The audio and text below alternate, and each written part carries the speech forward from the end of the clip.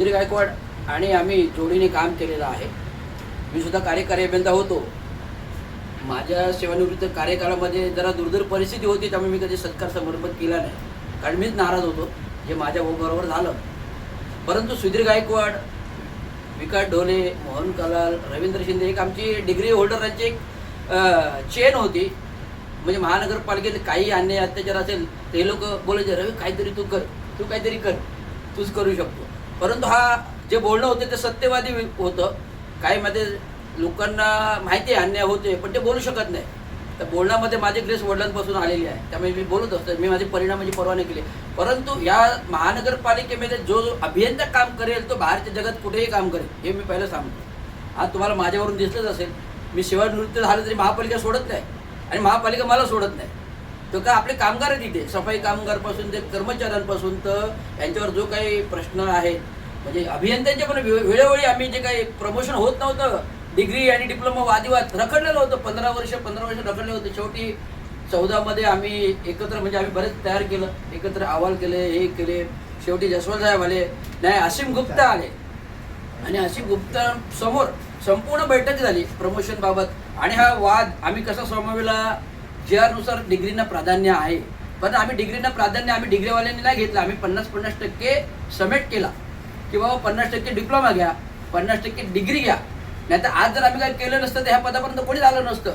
ना इव्हन सुधीर गायकवाड आले असते, ना ढोले आले असते, ना रवींद्र शिंदे आले असते.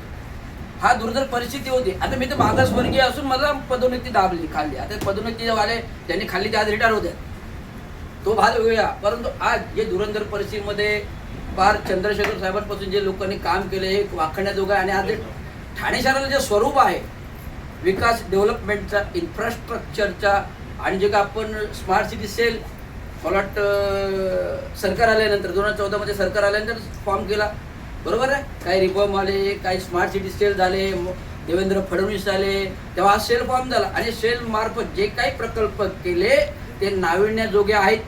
आजी सॅटिस आहे जो झाला JNRM अंतर्गत, विविध मोठे प्रकल्प झाले. बहुउद्देशीय म्हणजे कळव्याचा ब्रिज झाला, ईस्ट सॅटिस होतोय, अजून बहुउद्देशीय प्रकल्प होतात. जे करण्यामागे सुधीर गायकवाडांचा हात आहे हे मी नमूद करू इच्छितो.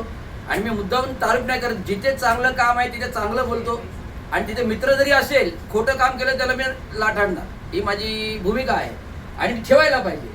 म्हणजे मित्र आहे म्हणून गाजरे सोडून दे रे, पण जे चुकीचं आहे ते चूक दाखवायला आपल्याला बाबासाहेबांनी शिकवलंय. जो चुकीवर बोलेल तोच आपलं अस्तित्व घडवेल, नाही ते कसले बाबासाहेबांचे संविधानात राहतात. म्हणून आज या प्रसंगी सेवानिवृत्तीच्या दुर्धर 34 वर्षाचा का 35 वर्षाचा कालखंड असेल तर निष्कलंक म्हणजे भ्रष्टाचार मुक्त म्हणेन. पण मध्ये जी काही परिस्थिती आली ती राजकीय होती, त्यांच्यावर पण आली, माझ्यावर पण आली, पण ती राजकीय होती. परंतु आमच्याकडे कामामध्ये कुठेही शाळा गोंधळ नाही, टीट फॉर टॅट, जिथे जागेवर जे आहे ते सत्य, हे नाही तर नाही असे बोलणारे व्यक्तिमत्व सुधीर गायकवाड आहेत, रवींद्र शिंदे आहेत, ढोले साहेब आहेत, मोहन कलाल आहेत. म्हणून तर आज ते सर्वप्रथम चर्चेमध्ये आहे. त्यापैकी सुधीर गायकवाड जास्त चर्चेमध्ये BSP ते अजूनपर्यंत साथ नाही सोडती. शेवटपर्यंत आलं तरी ऑर्डर द्यायचा आहे, ऑर्डर द्यायचं आहे. त्यामुळे चांगल्या प्रकारे काम केलं, चांगल्या प्रकारे सेवानिवृत्ती होते, ह्याच्यामध्ये मोठा आनंद आहे. तर भावी पुढील त्यांनी ऍक्टिव्ह राहावं, हेच माझी शुभेच्छा आहे.